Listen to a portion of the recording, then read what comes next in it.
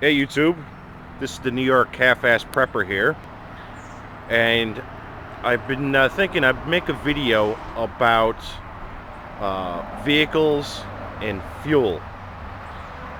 Now, I've been able to eliminate the gas station from my life, and I recommend that for everybody, not just preppers. But if you're prepping and you're watching this video, you're smarter than the average person already, because at least you're thinking about this kind of stuff. Now, this is my tractor. This is about a 1991 Ford 1220, and it's got a 3-cylinder diesel engine made by Shibora, and it's an 18 horsepower 4-wheel drive tractor. And this is how I mow my lawn. I do not use any gasoline to mow my lawn. I use diesel fuel. Specifically for this tractor, since it's an off-road agricultural vehicle, or however you want to describe it, I'm allowed to use red fuel, which is tax-free fuel on this. You only need to pay the tax if you're going on the highway in a regular car. So what I've done was I just take regular home heating oil out of my tank in the house, and I put it into this tractor, and I mow the lawn. And it saves me a lot of money, and I do not have to go to the gas station.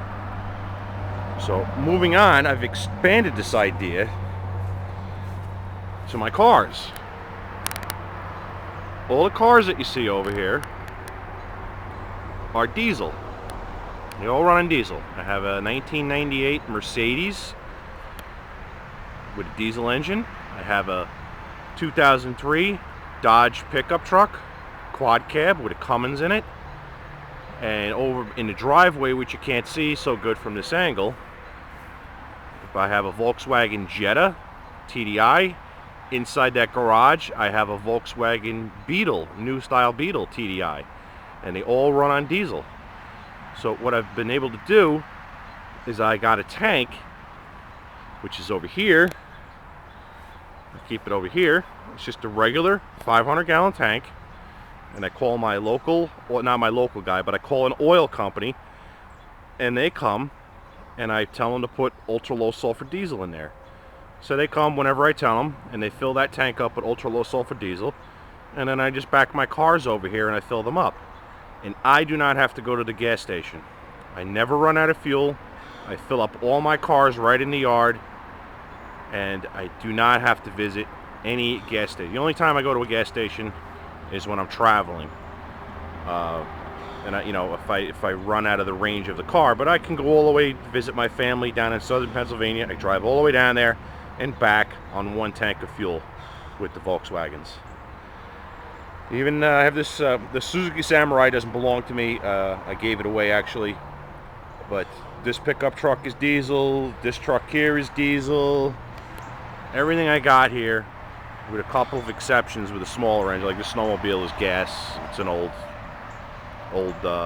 unit, but all these cars over here, they're all diesel, because I can't stand going to gas stations, seeing what the price is for the day, and the hurt that your wallet takes when you got to go inside and pay for that stuff. So I've been able to eliminate the gas company, the gas stations from my life as an added benefit. And I was there at a couple of the big ones. I was there at 9/11. I was working down there at the Trade Center. I was there at the Northeast Blackout of 2003. I was working that night. And I was there at Katrina.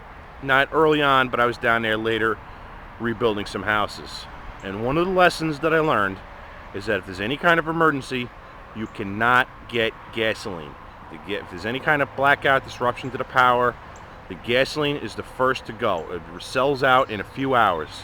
Down at Katrina, there were lines a mile long for people. They were holding 5-gallon cans because they all wanted gasoline for their generators.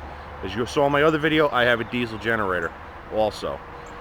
But they all wanted gasoline for the generators. The gasoline sold out. But all of those gas stations had plenty of diesel fuel for sale, because in this country, the diesel cars are probably, I don't know, 10% of the market.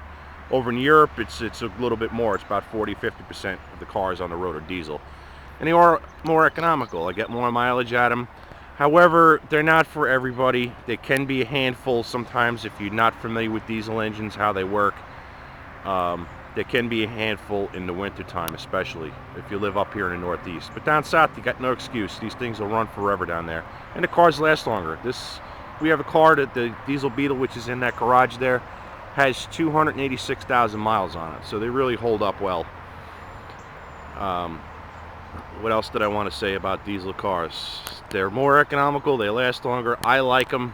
They're not noisy like people say they are. They're not stinky. Oh, the other thing is, in an emergency, now I don't do this all the time because it's illegal, but in an emergency, if you need fuel, you can run these cars on home heating oil out of your house. You pump the fuel out of the home heating oil tank, you put it in the car. They can run on kerosene. They can run on vegetable oil. So whatever you have around, they can run on biodiesel. Whatever you have around, whatever you can make, whatever you can scrounge up, these vehicles will run on it. You cannot do that with a gasoline-powered car. So again, I recommend every prepper should be out there driving diesel cars. This is New York Half-Ass Prepper, and I'm out.